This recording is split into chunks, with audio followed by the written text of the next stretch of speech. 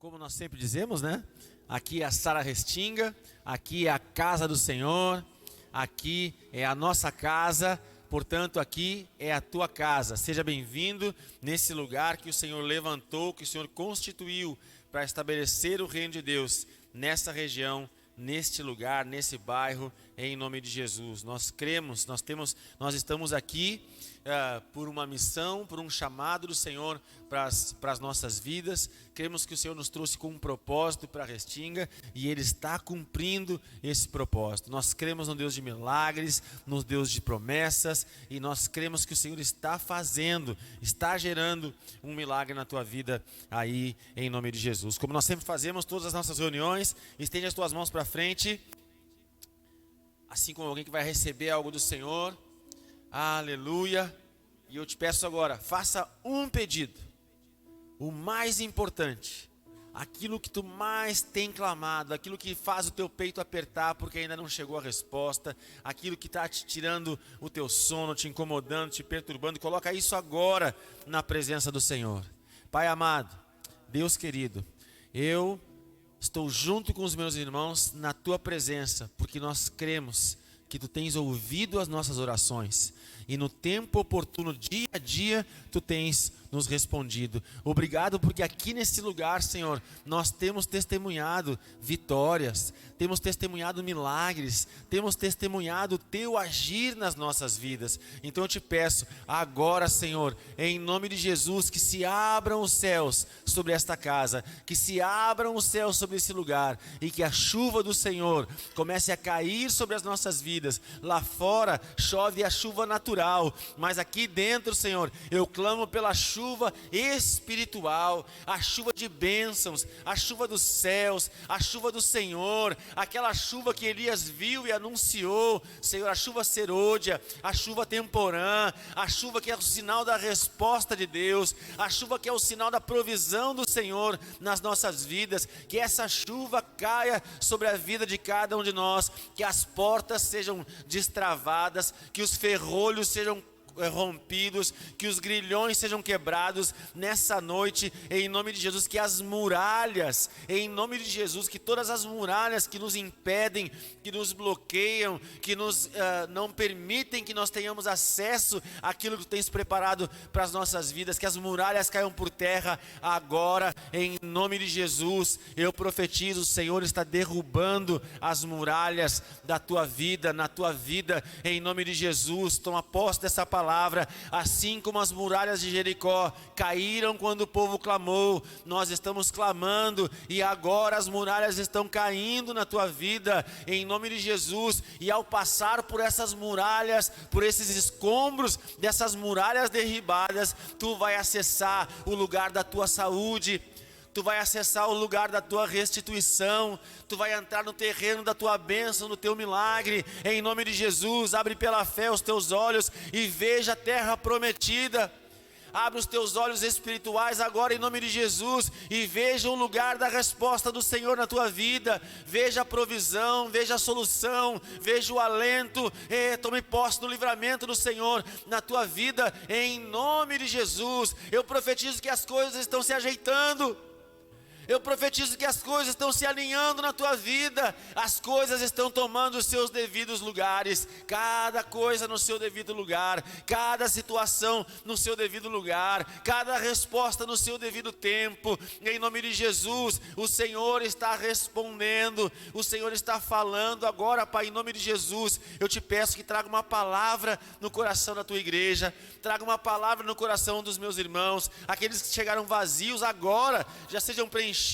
Espírito Santo de Deus, agora eu clamo por ti, Espírito Santo de Deus, Rua Hakodesh, vento que vem dos quatro cantos, sopra nesse lugar e inunda o coração dos meus irmãos, sopra nesse lugar e enche o coração da tua igreja, que ninguém se sinta vazio, pelo contrário, que todos sejam preenchidos pela tua presença agora, em nome de Jesus. Que todos sejam preenchidos pela tua presença, que não haja espaço vazio dentro de nós. Em nome de Jesus, preenche os nossos corações, preenche o nosso interior, enche as nossas vidas com a tua presença, em nome de Jesus. Coloca a mão no teu coração agora e pede com fé: Senhor Jesus, Enche o meu coração com a tua presença. Enche-me do teu poder, da tua vida, da tua unção, em nome de Jesus. Amém. E graças a Deus, mais uma forte salva de palmas para o Senhor Jesus aí. Glória a Deus, aleluia. Se tem algo que o Senhor tem me chamado nesses tempos em casa, eu converso com a missionária, a gente fala bastante sobre isso, né? Se tem algo, né? Se tem uma competência, assim, digamos, espiritual que o Senhor tem despertado no meu coração nesses dias, né? É a oração. Sabe, queridos, o Senhor tem nos chamado para orar. O Senhor está nos chamando a uma vida de oração. Eu falo para a glória do Senhor todos os dias, às 5:30, né, nós estamos orando por todos vocês. Nós estamos orando pela igreja do Senhor, na Restinga, em Porto Alegre, enfim, nós estamos orando pelas nossas vidas, pelos nossos ministérios. Nós estamos na presença do Senhor, das 5:30 às 6:30, entre homens e mulheres, nós temos uma reunião de oração, e estamos ali na presença do Senhor, e independente desse horário matinal, cada um de nós deve ter os seus momentos de oração. É tempo da gente orar, queridos, é tempo de nós orarmos. Entende bem isso que eu estou te falando, é tempo de orarmos, é tempo de buscarmos a presença do Senhor. É tempo de estarmos na presença do Senhor, de Deus. Há um lugar especial na presença do Senhor preparado para cada um de nós. E esse lugar nós acessamos através da oração. Sabe que o inimigo tenta nos atingir, tenta nos abalar de muitas formas, né? E muitas vezes as tribulações, as dificuldades vêm e nos cegam e nos impedem de acessar esse lugar. É por isso que, quem sabe, enquanto eu orava aqui, o Senhor me mostrou uma muralha caindo, em nome de Jesus. Que toda muralha que te impede de orar, que toda barreira que te impede de acessar a presença de Deus, caia por terra agora, em nome de Jesus. A palavra do Senhor nos ensina que quando Jesus morreu na cruz, o véu que estava no templo, que separava o lugar onde estava o Santo dos Santos e o lugar onde os sacerdotes poderiam ficar, se rasgou de cima a baixo. E isso para nós, igreja do Senhor, é um símbolo de que nós temos agora acesso à presença do Senhor. Deus é poderoso, Deus é grandioso, Deus é maravilhoso, Ele é tremendo, mas Ele é um Deus disponível. Ele está disposto a agir, operar e tocar na vida de cada um de nós. Aleluia. Abra a palavra do Senhor comigo no livro de 1 Timóteo, capítulo 2, versículo 4. Isso é só a introdução. 1 Timóteo 2, 4. Aleluia. Glória a Deus. 1 Timóteo 2, 4. Timóteo foi um grande discípulo. Quem sabe o discípulo mais famoso que Paulo teve foi Timóteo, filho de Eunice e neto de Lóide, né? Essa é a família de Timóteo. 1 Timóteo 2, 4. O qual deseja que todos os homens sejam salvos e cheguem ao pleno conhecimento da verdade. Aqui Paulo está falando para Timóteo do Senhor, de Deus. E eles, bota o 3, Everton, por favor, para a gente entender. Isto é bom e aceitável diante de Deus, o nosso Salvador, o qual, 4, o qual deseja que todos os homens sejam salvos e cheguem ao pleno conhecimento da verdade. Então, diante de Deus, o Salvador, há um desejo ardente no seu coração, que todo homem seja salvo e chegue ao pleno conhecimento da verdade. O desejo do Senhor é te salvar. E o desejo do Senhor é revelar a sua verdade para cada um de nós. O desejo de Deus é revelar a verdade celestial a cada um de nós, né? Bota aqui para nós. Abre aí também para te aprendendo. João 14, 6. Aleluia. João 14, 6. Esse é um dos versículos mais conhecidos da Bíblia, né? João, o Evangelho de João é o 4º livro do Novo Testamento. João foi o discípulo que reclinava a sua cabeça no peito de Jesus, né? Respondeu-lhe Jesus: eu sou o caminho, a verdade e a vida. Ninguém vem ao Pai senão por mim. Lendo novamente. Respondeu-lhe Jesus: eu sou o caminho e a verdade e a vida. Ninguém vem ao Pai a não ser por mim. Então Jesus está falando de si mesmo. Jesus apontou para si e disse: eu sou o caminho, a verdade e a vida. Lá em 1 Timóteo 2,4 nós lemos que o Senhor deseja que todo homem seja salvo e chegue ao pleno conhecimento da verdade. Quem é a verdade? Quem é a verdade? Eu sou o caminho e a verdade. Jesus é a verdade. Então em 1 Timóteo nós estamos lendo que o Senhor deseja que todo homem seja salvo e chegue ao pleno conhecimento da verdade.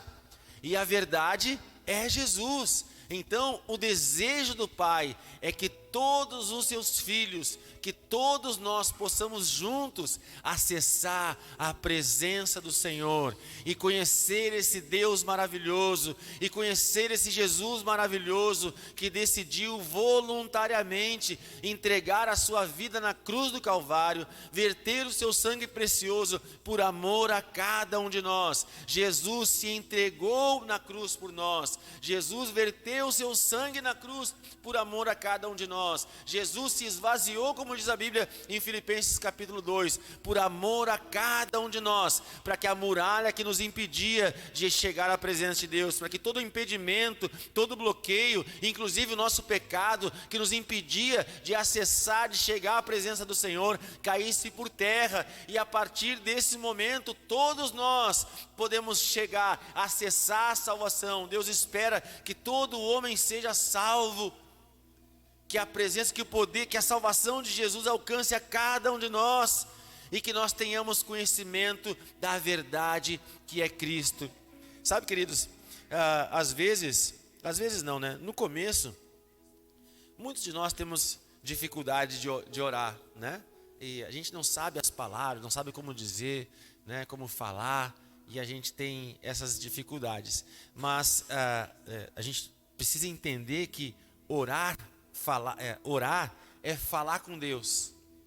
E falar com Deus não tem nada de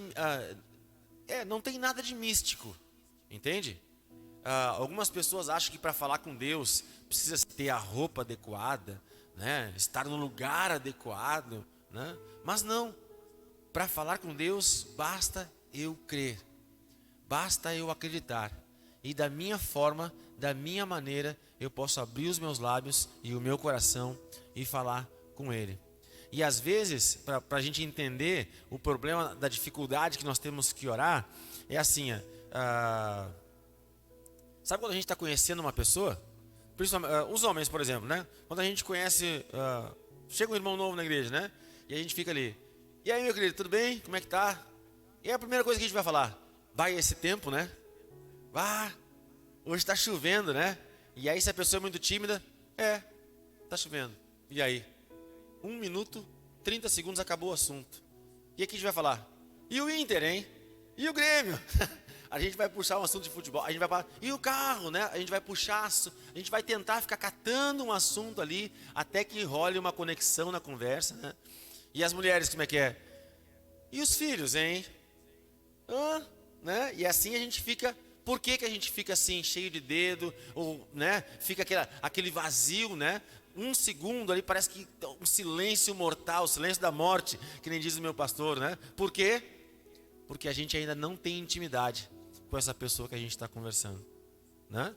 Quando eu saio de carro com a missionária, por exemplo, ela fala o tempo inteiro. E os assuntos nunca acabam. A minha esposa é uma fonte inesgotável de assuntos simultâneos, né? Por quê? Porque nós somos íntimos há 25 anos e eu não sei como eu consigo responder 4, 5 assuntos ao mesmo tempo. Nós já temos essa conexão. Por quê? Porque somos íntimos, né? E nunca falta assunto, nunca fica esse vazio da morte entre nós. Por quê? Porque a gente se conhece. Eu sei no olhar, né? Até a gente brinca lá em casa. Sabiam que eu sei só olhando para ela se ela tomou o remédio ou não tomou? tomou o seu remédio para dor que ela toma, né? Eu só olho para ela, não tomou teu remédio ainda, né? Ou já tomou o teu remédio, né? Só de olhar eu sei. Por quê? Porque há uma convivência, há uma intimidade, nós temos um relacionamento. E assim é quando nós nos relacionamos com Deus. Quando nós temos comunhão e intimidade com Deus, 1 minuto não é nada, 5 minutos não é nada, 15 minutos não é nada. Uma vigília passa voando, o tempo passa, por quê? Porque temos intimidade com Deus, né? Eu não preciso ficar medindo as palavras, pensando as palavras para orar, né? E nós precisamos acessar, bota 1 Timóteo 2,4 de novo, Everton. Deus espera que todo homem seja salvo e chegue, 1 Timóteo 2,4. Deus espera que todo homem seja salvo e chegue ao pleno conhecimento da verdade. Nós estamos falando da campanha da plenitude. Ainda que você me diga, mas missionário, eu tive uma grande experiência com Deus. Eu estava dormindo e tive um sonho. Eu me acordei e vi uma luz, eu senti, eu recebi. Missionário, os irmãos semana passada, foi semana passada que a Cheryl e o Douglas testemunharam?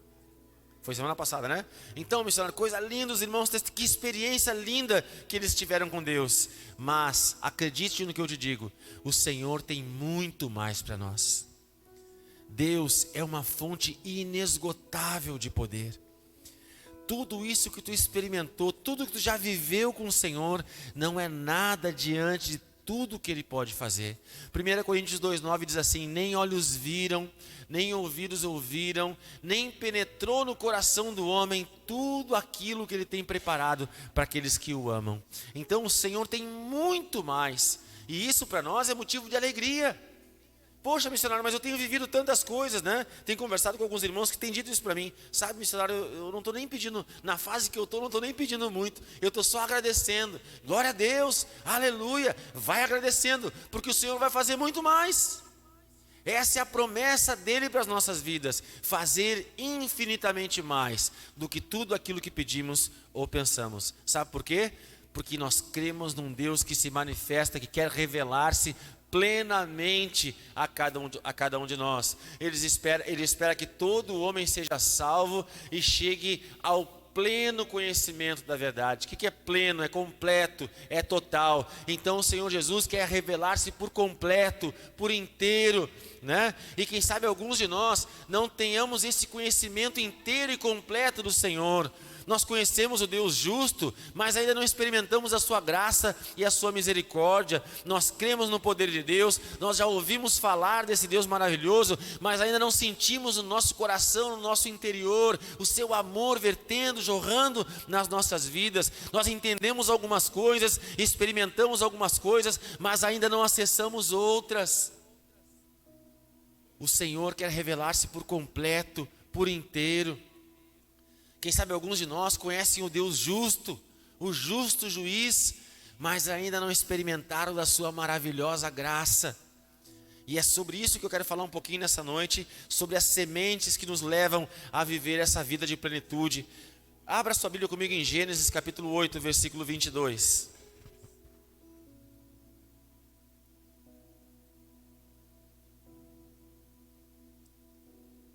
Aleluia! O tema de hoje é a plenitude e a semeadura do universo. Eu vou ministrar hoje com a igreja sobre uma lei, um princípio, uma lei espiritual, certo? Que tem muito valor, desde o Gênesis até os dias de hoje. Essa é uma das coisas mais verdadeiras, mais reais da palavra do Senhor, a lei da semeadura. E aqui é onde ela surge. Enquanto durar a terra, não deixará de haver a sementeira e a ceifa, o frio e o calor, o verão e o inverno, dia e noite. Amém? Vamos ler de novo. Enquanto durar a terra, não deixará de haver a sementeira e a ceifa, o frio e o calor, o verão, o inverno, o dia e a noite. Bota o 9, Everton, o 23, Everton. Não tem? 8, 23 não tem? 8, 21 então.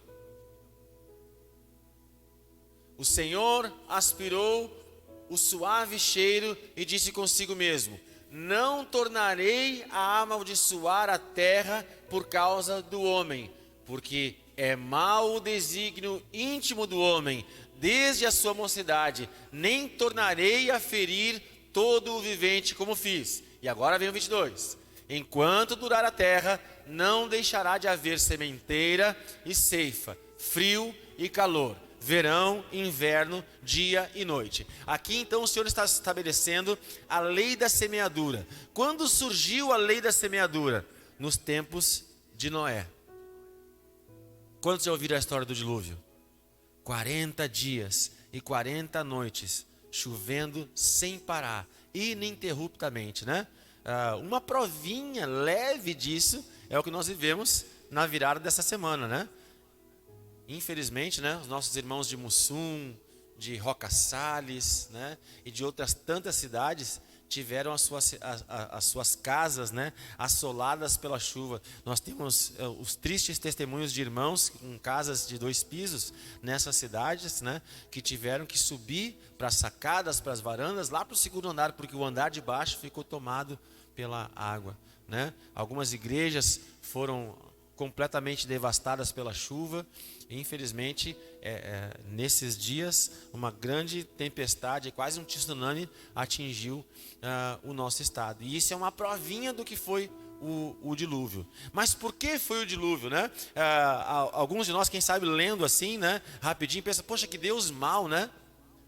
Queria acabar com a humanidade. Deus destruiu o homem, Deus acabou com tudo que havia na face da terra. Olha que terror, né? Quantos viram as notícias, os jornais aí desses dias de chuva forte que nós vivemos? É terrível, né? As pessoas sofrendo, né? Gente perdendo as suas coisas. Foi isso, e 40 vezes pior aconteceu nos tempos do dilúvio. Mas é fundamental que a gente tenha um entendimento do porquê que Deus mandou essa chuva. A Bíblia diz, né, que de uma forma bem simples, né, e clara nas Escrituras, que Deus mandou o dilúvio sobre a terra porque Ele se arrependeu de ter criado o homem. A criação do Senhor, a menina dos olhos de Deus, a coisa mais, a cereja do bolo, como o nosso pastor Jonas lá na Cavalhada diz, né? Aquilo de mais especial de tudo que Deus criou, agora, anos depois, está se voltando contra Deus, né? Deixou o homem, a partir do momento que começou a viver na terra, ele foi dia a dia, usando o seu livre-arbítrio e se afastando do Senhor. O homem começou a adorar outros deuses, o homem começou a se perverter, o homem se afastou completamente do Senhor. E Deus se arrependeu, e Deus se entristeceu, e Deus se enfureceu de ter criado o homem. E mandou então o dilúvio sobre a terra. Só que no meio de tudo isso, Deus encontrou um homem. Gênesis capítulo 6, não precisa abrir lá, mas lê em casa. Gênesis capítulo 6, Deus encontrou um homem, e a Bíblia diz, numa versão que eu tenho em casa, que fazia tudo consoante a sua vontade. Noé era um homem que ia na contramão do sistema, na contramão do tempo que ele vivia. Enquanto todos se pervertiam, enquanto todos adoravam outros deuses, enquanto todos se prostituíam, se entregavam a outros deuses, a devassidão daquele tempo idólatra que estava sobre a terra, Noé decidiu se consagrar. Noé decidiu separar a sua vida para o Senhor. Noé decidiu guardar a sua vida e da sua casa e de seus filhos. Então o Senhor decidiu, entristeceu-se com toda a humanidade, decidiu destruí-la, mas salvar Noé e sua casa. Então Deus vai e inspira e fala com Noé: Noé, constrói uma arca. E Noé constrói uma arca que para nós representa a salvação. Todos nós, assim como Noé entrou na arca, fomos chamados a entrarmos na presença do Senhor e receber a sua salvação. Nos tempos de Noé havia uma arca, nos nossos tempos há uma cruz, onde Jesus verteu o seu sangue precioso e através dela nós acessamos a salvação. E Noé constrói essa arca, então o Senhor manda a chuva e a humanidade é devastada, e somente Noé e sua casa se salvam. E aí então é estabelecida a lei da semeadura. O que é o dilúvio então? O dilúvio é a colheita da semente pecaminosa que o povo plantou naquele tempo. Tudo que o homem plantar, o homem colherá. Desde enquanto durar a terra, não deixará de haver sementeira, semente e ceifa, que é a colheita. Eu planto e eu colho, certo? A sementeira e a ceifa, o plantio e a colheita. E essa é uma lei milenar, que desde esses tempos está estabelecida, e essa lei nos alcançou. Tudo que nós estamos vivendo hoje é colheita do que nós plantamos no nosso passado. E tudo que nós vamos colher no nosso futuro é fruto da semente que nós estamos plantando hoje. A nossa vida é balizada, é direcionada por este princípio da sementeira e da ceifa. Abra comigo em Gálatas capítulo 6, versículo 7.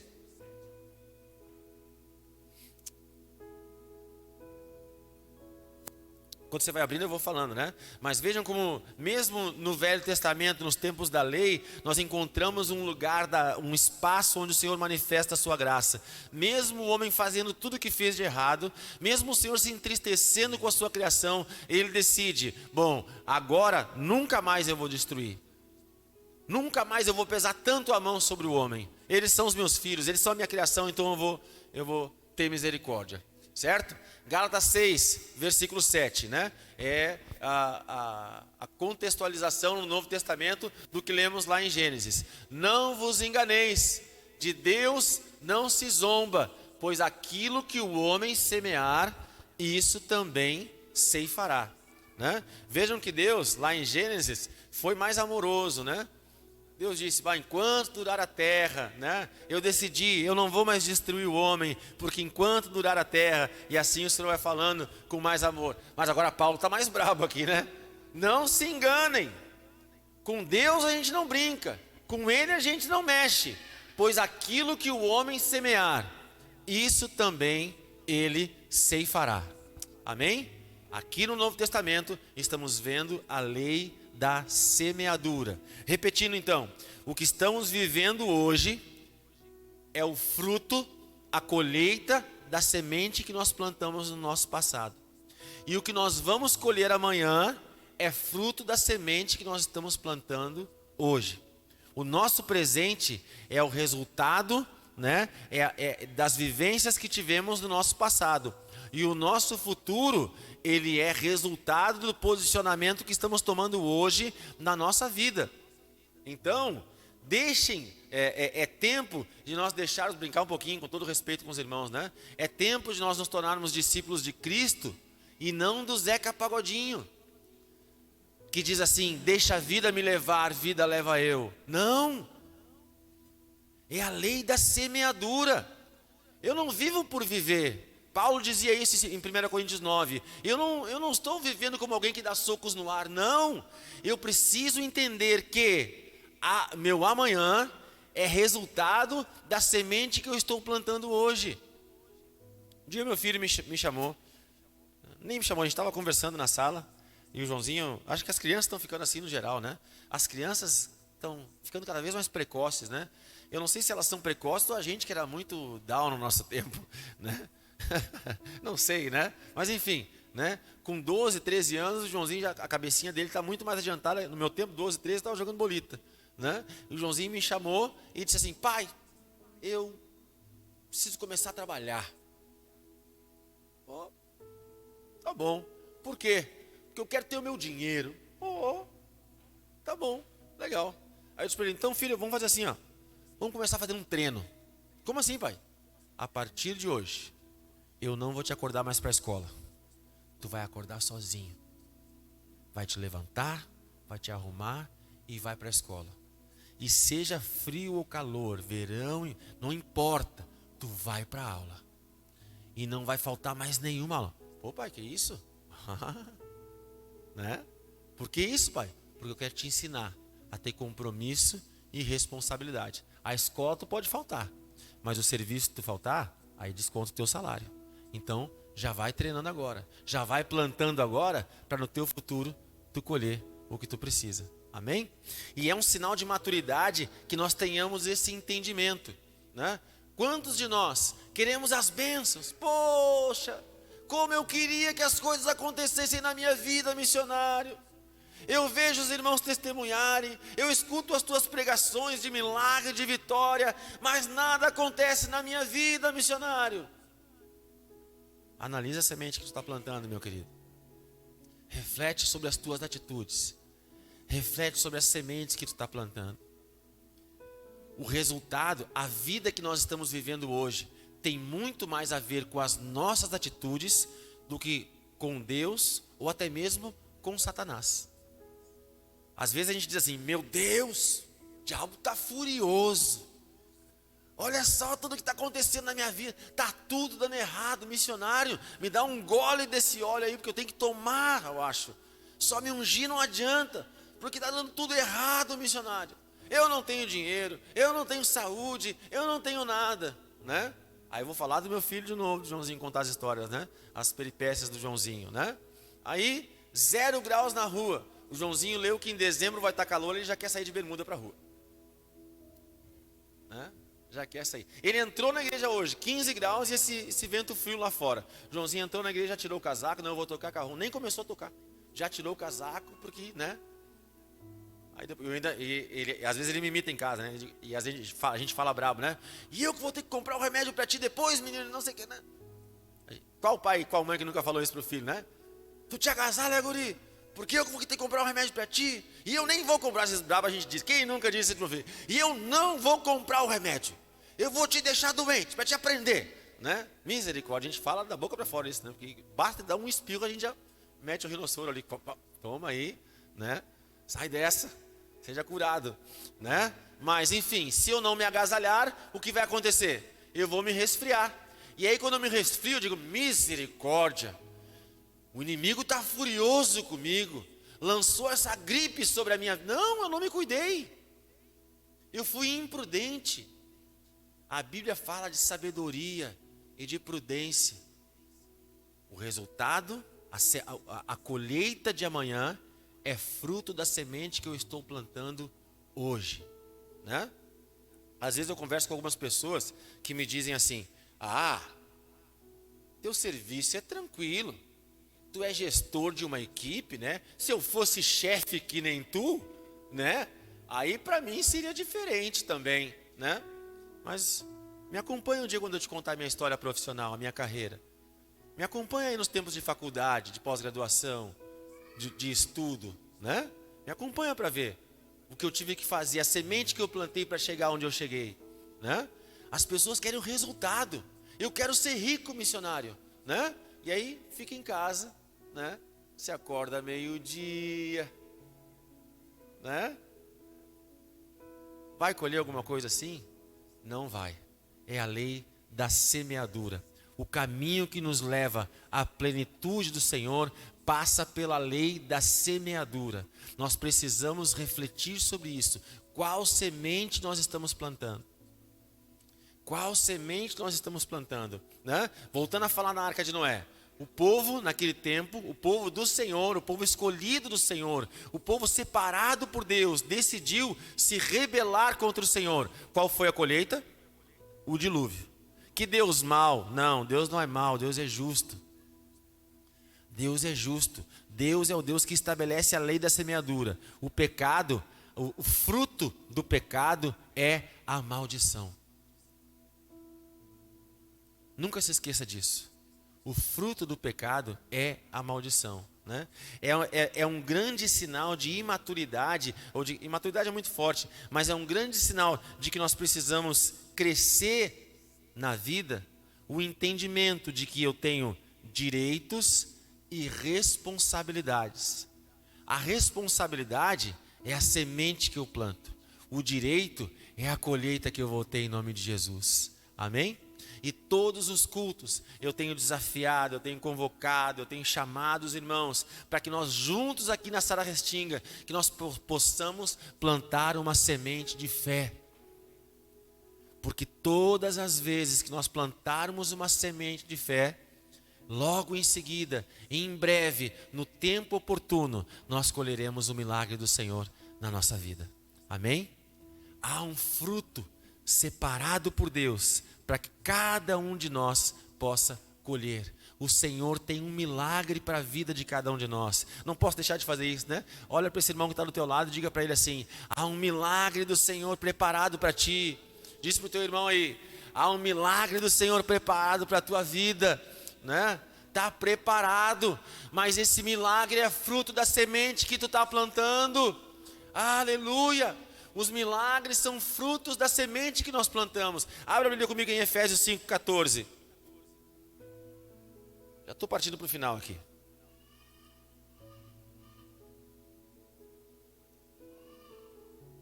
Efésios 5,14. Eu estava conversando com os irmãos e meu discípulo lá da Cavalhada Jojo me lembrou desse versículo, né? Pelo que diz: desperta, ó tu que dormes, levanta-te dentre os mortos e Cristo te iluminará. Amém? Aqui, né, Paulo está empregando na prática a lei da semeadura. Desperta, ó tu que dormes, levanta-te dentre os mortos e Cristo te iluminará. Sabe a diferença de despertar para levantar? Sabe a diferença? Então, despertar é quando tu, não sei quantos usam o celular, né?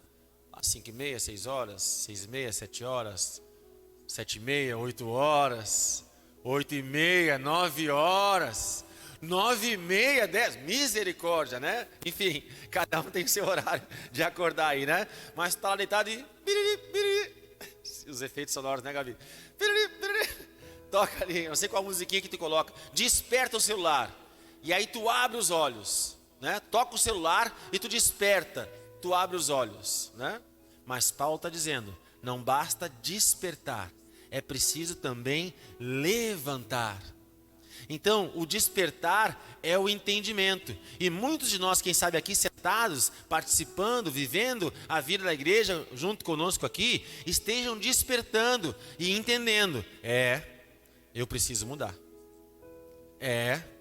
Do jeito que está, não dá para seguir. Eu preciso de uma mudança na minha vida. E glória a Deus por isso, porque esse despertamento é o Espírito Santo de Deus que está trazendo a cada um de nós. Mas o milagre, né, a luz, né, Cristo vai nos iluminar quando, a partir do momento, após o despertamento, a gente levante. Quantos de nós somos tentados aqui na hora do despertar? Só mais 5 minutinhos e aperta no soneca ali, né? E assim, só mais 5, só mais 5, só mais 5, só mais 5. E assim estamos despertados, estamos acordados, mas ainda não nos levantamos. Nós entendemos, mas ainda não nos posicionamos. Despertar sem se levantar só vai te frustrar. Grava bem isso que eu estou te dizendo. Só despertar sem levantar vai te frustrar, né? Eu sempre ensino para as pessoas que me acompanham que na vida só existe um sentido: para frente vamos. É esse o caminho que o Senhor nos chamou, para avançar, para seguir em frente. E fora isso, é andar para trás. Não, missionário, eu não estou indo para frente, mas eu também não estou indo para trás, eu estou parado. Não existe isso de ficar parado. Porque ou as pessoas estão correndo, ou as pessoas estão retrocedendo, né? Ah, mas eu estou parado aqui. Mas, enquanto tu está parado aí, eu estou avançando. Então, tu está ficando cada vez mais distante de mim, tá? Na verdade, andando para trás. Todo mundo, a Bíblia diz, né? A Bíblia não, mas a ciência diz, né? Que a própria Terra está em movimento, rotação, translação. A Terra, né? Está em movimento. E assim Deus nos criou para viver em movimento. Então, é tempo de despertar e levantar. E sabe qual é o grande problema de despertar e não levantar? A Bíblia diz assim, ó: aquele que sabe que deve fazer o bem e não faz, peca. E qual é o fruto do pecado? Maldição. Então, quanto mais o tempo passar e eu tiver entendimento do que tenho que fazer sem fazer, eu estou acumulando brasa sobre a minha cabeça. E isso abre a porta para que o inimigo me atinja. Entende? E é por isso que Paulo está dizendo: desperta, ó tu que dormes, levanta-te dentre os mortos, e Cristo te iluminará. Então, vamos pensar, vamos ouvir a parte boa do versículo agora. A luz de Cristo vai nos alcançar. Aleluia! A luz de Cristo vai entrar nas trevas da tua vida. A luz de Cristo vai acessar os lugares mais obscuros, mais entrevados da minha vida. Essa é a promessa do Senhor para mim. Ele vai me iluminar. Aleluia! Desperta, tu que dormes, levanta-te dentre os mortos e Cristo te iluminará. Há uma promessa, a luz de Cristo. Chega de trevas, chega de escuridão, chega de sofrimento. Permita que a luz de Cristo entre na tua vida. Mas a luz de Cristo só vai entrar, o raio do sol da justiça só vai entrar na tua vida quando tu te levantar. E hoje, quem sabe, o Senhor esteja me usando para te trazer esse entendimento, para te chacoalhar, para te despertar, para te fazer entender que não dá para ficar mais do jeito que estamos, para vivermos aquilo que sonhamos, para chegar nos lugares que o Senhor tem preparado para as nossas vidas, para que os nossos sonhos sejam realizados, para que nós possamos vencer em todas as áreas, em todos os sentidos, para que possamos entrar nesse tempo de plenitude da nossa vida. Nós precisamos despertar, ter um entendimento, entender que as coisas estão erradas e eu preciso consertar, entender que eu preciso me posicionar, entender que eu preciso mudar, entender que como pai eu preciso agir diferente, como esposo eu preciso melhorar, como funcionário, como patrão, como cidadão, eu preciso mudar as minhas atitudes, a minha forma de pensar, de agir, de viver. Eu desperto, eu entendo e eu começo a mudar. E a partir do momento que eu vou mudando, a partir do momento que eu decido mudar e começo a colocar em prática e começo a agir em função desse entendimento que eu tenho, a Bíblia diz, a promessa do Senhor é que Cristo vai me iluminar. Ontem eu estava conversando com os meus discípulos lá da Cavalhada, e a gente estava falando sobre chamado, sobre ministério, sobre propósito. E eu estava explicando uma coisa para eles lá, que a Bíblia diz assim, Salmo 126:6, quem vai andando e chorando enquanto semeia, com júbilo voltará, trazendo seus feixes. Sabe quando o Senhor começa a nos curar? Quando a gente se movimenta. Leia a Bíblia, até te desafio, e até a me ensinar, porque eu não encontrei isso na Bíblia. Me mostra na palavra do Senhor um homem de Deus, uma mulher de Deus, me mostra na palavra do Senhor alguém que foi chamado enquanto estava parado. Nenhum homem de Deus, nenhum servo ou serva do Senhor foi chamado enquanto estava parado. Todos estavam em movimento, todos estavam fazendo alguma coisa. Nenhum deles, para falar bem a nossa linguagem, né? Nenhum deles estava de bobeira.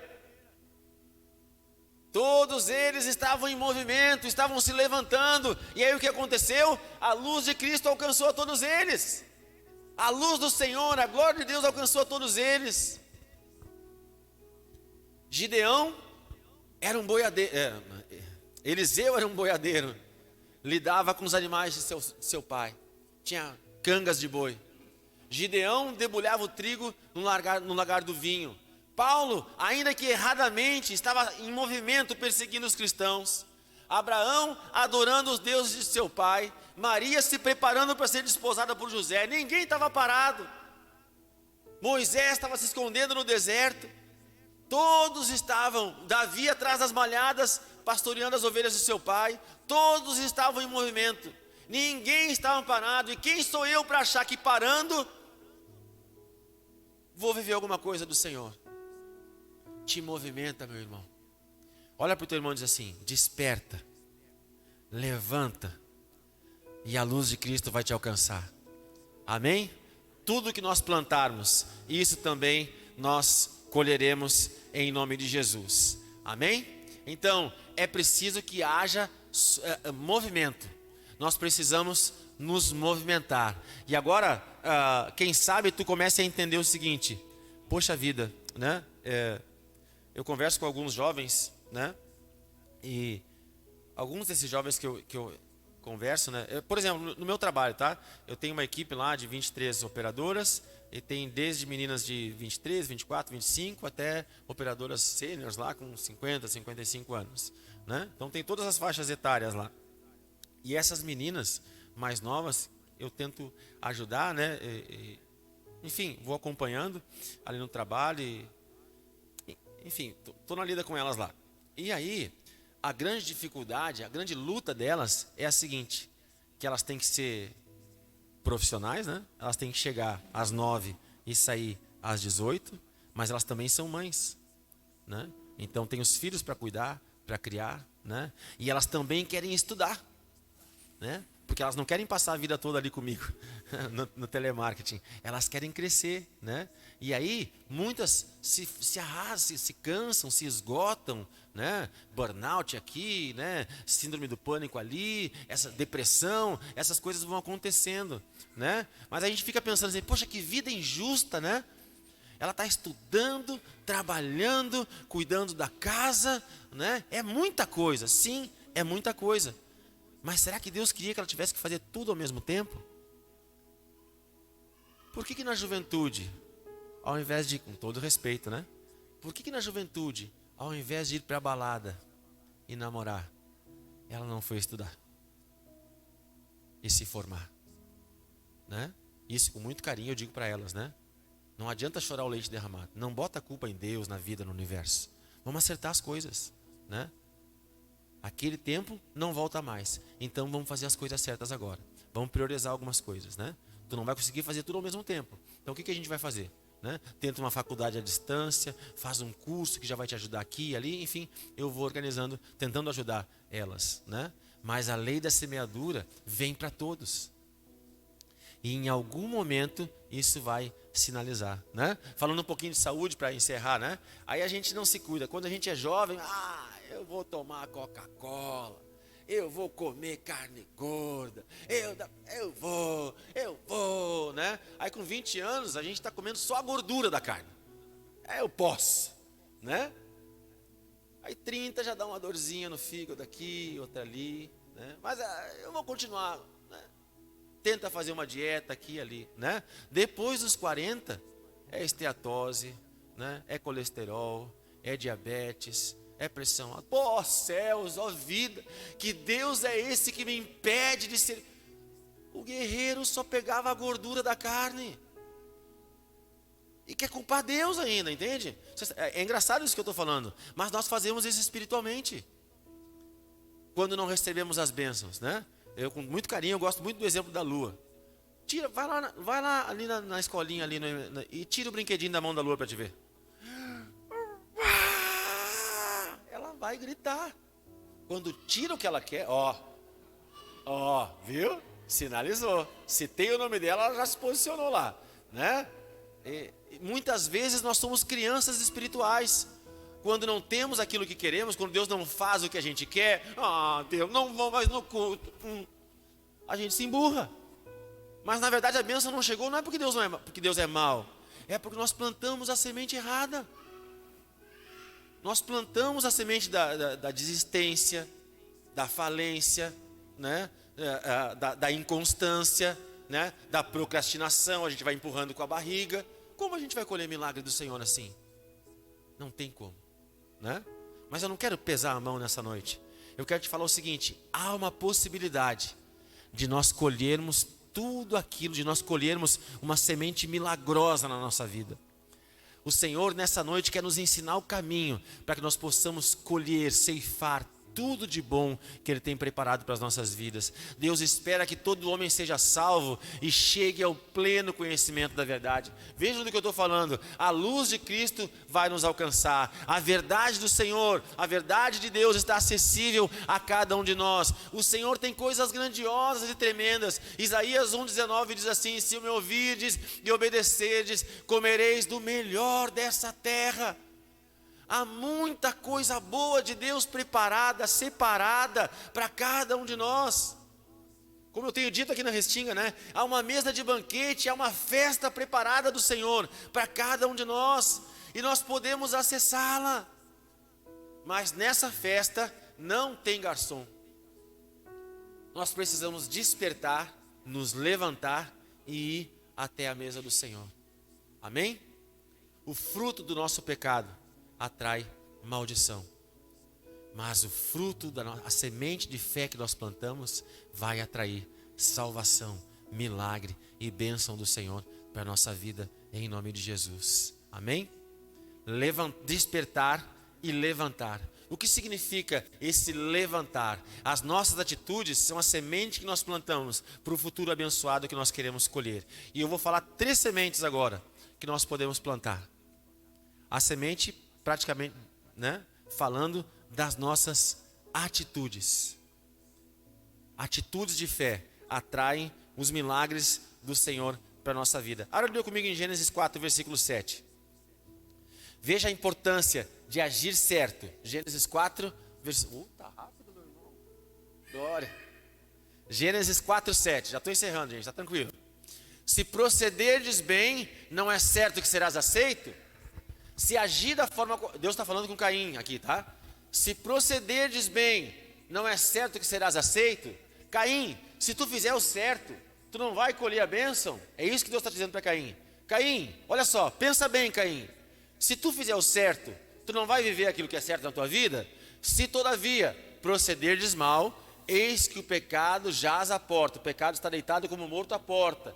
E o seu desejo será contra ti, mas a ti cumpre dominá-lo. Deus está falando para Caim isso aqui. Quem foi Caim? Aquele que matou por ciúmes e inveja o seu irmão. Deus apareceu para ele e está dizendo: Caim, pensa bem, Caim. Se tu fizer o certo, tu não vai ser aceito? Então por que tu quer fazer o errado? O errado vai atrair morte, o pecado jaz à porta, e o seu desejo virá contra ti. Mas cabe a ti, Caim, dominar. Age da forma correta, Caim.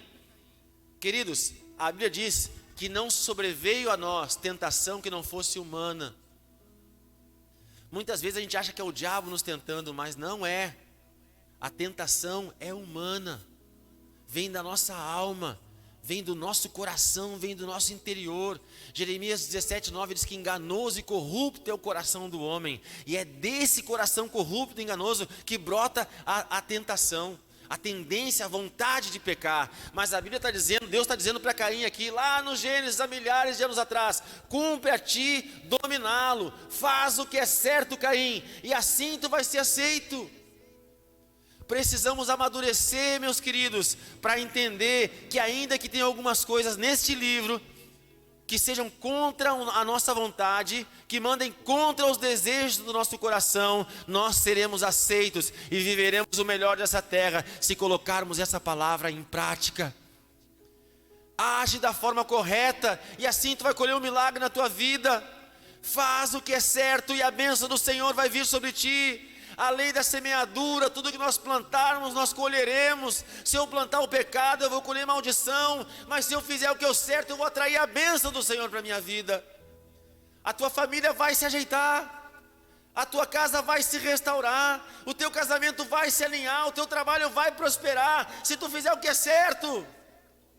Planta a semente certa, planta a semente da verdade, planta a semente da justiça, planta a semente da fidelidade, seja fiel ao Senhor, age como alguém que serve a Deus. Noé, contra tudo e contra todos, decidiu viver a verdade. Os amigos de Noé, né? Quantos já viram esses filmes? Quantos assistiram aquela novelinha que eu não assisti, mas me contaram? Aquela novelinha da Record, Gênesis, né? As pessoas debochavam de Noé. Ah, esse cara louco aí, ó, no meio do deserto construindo uma arca. Eu que sei, né? Todo mundo, né? Eu passei um pouquinho disso aí na minha juventude, na minha adolescência, né? Ah, vamos lá, meu, vamos aqui, vamos ali, vamos tocar lá, vamos tocar aqui. Ah, tem isso, tem aquilo, vamos lá. Não, vou para a igreja, dia de culto. Hoje eu vou para a igreja. Biatão, fanático, ó. Mas eu tô aqui, na casa do Senhor, minha família no altar comigo, né? E esses meus amigos estão no 3º, 4º, 5º, 6º casamento lá. Né, frustrados, né? Alguns procuram a gente pedindo ajuda, né? Eu plantei a semente da fé e colho uma família, uma vida abençoada em nome de Jesus. Eu decidi renunciar a certas coisas na minha vida para poder experimentar e viver aquilo que o Senhor tem para mim. Amém? Se tu agir da forma correta, repita comigo assim: se eu agir da forma correta, eu vou colher a bênção do Senhor na minha vida. Amém? Olha para o seu irmão e diga para ele assim: se tu fizer o que é certo, meu irmão, tu vai colher a bênção do Senhor. Amém? É simples, né? 1 mais 1 é 2. Se eu fizer o que é certo, Deus me abençoa. Eu vou continuar essa palavra na semana que vem, tá? Estou me estendendo demais. Mas só para o último exemplo aqui que eu quero citar para vocês. A Bíblia diz, no final, na crucificação de Jesus, Jesus cita uma frase em aramaico. Ele diz assim, ó: Eli, Eli, lema sabachthani. Essa frase quer dizer o seguinte: Deus meu, por que me desamparaste? Jesus está citando o Salmo 22. Agora, por que Jesus está dizendo isso? Deus meu, por que me desamparaste? Porque naquele momento, naquela hora da crucificação, Jesus estava verdadeiramente sozinho, com o peso de todo o nosso pecado sobre os seus ombros. Deus não tem parte com o pecado. Se eu plantar o pecado, eu colho maldição. E a maldição é a ausência de Deus. Quer saber o que é uma vida amaldiçoada? É uma vida sem a presença de Deus. E Jesus, naquele momento, ele se fez maldição por cada um de nós. E Deus, então, não quis acessar, porque Deus é santo, completamente santo. Deus não tem parte com o pecado. E naquele momento, Jesus, com o peso de todo o nosso pecado sobre os seus ombros, estava verdadeiramente sozinho. O pecado nos afasta de Deus. A origem da palavra pecado significa desvio. Quando eu peco, eu estou me desviando do caminho do Senhor. E aí isso tem a ver com as minhas atitudes, tem a ver também com as minhas palavras, né? Tem um versículo, né? Só vou encerrar essa parte aqui, tá? É que eu não posso, eu tenho que concluir o assunto, né? Joel capítulo 3, versículo 10, diz assim: diga ao fraco, eu sou forte. Aí, ó. Forjai espadas das vossas relhas de arado e lanças. Não. Forjai espadas das vossas relhas de arado. Tá faltando uma parte que eu acho, né? Não tá não. Forjai espadas das vossas relhas de arado e lanças de vossas podadeiras. Diga ao fraco, eu sou forte. Queridos, se eu não acreditar em mim, quem vai acreditar? Quantos aqui chegaram, né? Só choravam nessa igreja. Meu Deus do céu. Era uma choradeira no começo dessa igreja. Hoje já conseguem ver uma outra realidade. Já estão vivendo a bênção do Senhor. Repita comigo assim: eu sou, em nome de Jesus, forte, porque é o Senhor que me fortalece. Tudo posso naquele que me fortalece. Amém? Glória a Deus. Se acorda amanhã de manhã dizendo isso: eu sou forte no Senhor. Eu sou forte no Senhor. Porque todas as vezes que nós admitirmos que somos fracos, nós abrimos a porta para que o inimigo nos atinja e nos desanime, em nome de Jesus. Amém? E outra coisa importante, né, que a gente não pode deixar de falar. Muitas vezes nós queremos prosperar, que os nossos negócios, que a nossa empresa, que o nosso trabalho, a gente quer comprar casa, quer comprar carro, a gente quer, né, ter do bom e do melhor. Sim, mas a Bíblia diz que nós precisamos também agir da forma correta com os nossos recursos. A Bíblia nos ensina a sermos fiéis. Provérbios 3, versículo 9. Esse é o último versículo mesmo. Provérbios 3, 9 e 10. Bota aí, Everton. Honra ao Senhor com os teus bens e com as primícias da tua renda. Sabe o que é primícia? Primícia é o melhor. Primícia é o primeiro. Primícia é o espiritual. Então isso aqui é assim, ó. O irmão recebe o salário, eu recebo o meu salário. Eu já faço na hora a conta e pum, já entrego o meu dízimo de uma vez. Porque se eu esperar mais 15 segundos... Se eu esperar uma piscada, né, a conta já vem, o boleto já chega, a minha mente começa a maquinar e eu já, né, vou entregar a sobra. Então eu entrego a primícia. A primeira coisa que eu faço quando eu recebo o meu salário é entregar o meu dízimo. Entrega, honra ao Senhor com as tuas primícias de toda a tua renda. 10, Everton. e se encherão fartamente os teus celeiros, transbordarão de vinho os teus lagares. Está aqui a bênção, está aqui a promessa do Senhor. Quantos querem os seus celeiros cheios? Quantos querem chegar em casa e abrir a despensa? Oh, glória, aleluia. É carne que tu quer, esposa amada? Está aqui. É o iogurte que tu quer, meu filho? Está aqui. É aquele, está aqui. Amém. Celeiro cheio, em nome de Jesus, transbordando de vinho os teus lagares. Isso é um sinal de prosperidade, mas essa prosperidade vem para quem age certo com os seus recursos. E o agir certo com os nossos recursos é sermos fiéis a Deus nos dízimos e nas ofertas. Amém? Então, faça o que é certo, fale do que é certo e invista naquilo que é certo. Isaías 55 diz assim: por que tu investe naquilo que é pão, que não é pão, né? O povo naquela época de Isaías estava aplicando os recursos em coisas erradas, por isso não prosperava. Amém? Fique de pé junto comigo. Me estendi um pouquinho, mas Deus está no controle, aleluia, de todas as coisas. Estamos plantando. Qual a semente tu tem plantado, meu irmão? Feche teus olhos um pouquinho, enquanto escutamos um louvor aqui, e eu quero te convidar a refletir sobre uma coisa importante, sobre algo importante nessa noite.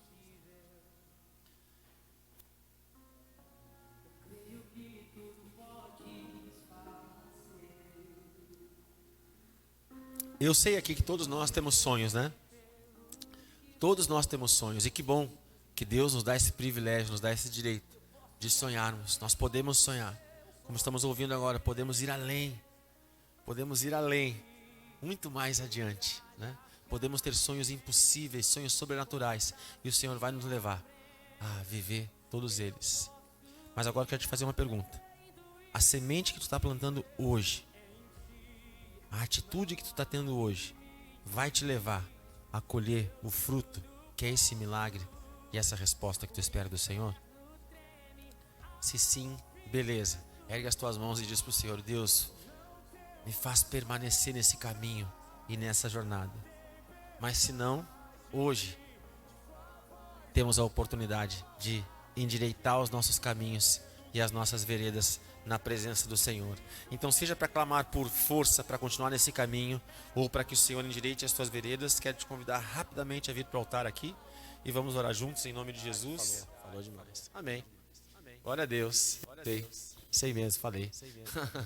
Senhor Jesus, te agradecemos por essa noite abençoada, pela tua palavra, pelo teu poder, pela tua presença aqui nesse lugar. Nós te pedimos que a unção, a semente que nós plantamos aqui nessa noite venha frutificar a nossa casa, em todas as áreas da nossa vida, em nome de Jesus. Nos dá um restante de semana abençoado e cuida de cada um de nós. Leva-nos em paz e segurança para os nossos lares e nos guarda na tua presença, em nome de Jesus. Que o Senhor te abençoe e te guarde, que o Senhor levante a luz do seu rosto sobre ti e que Ele te dê shalom, te dê a paz. Vá para o melhor restante de semana da tua vida, em nome de Jesus. Amém.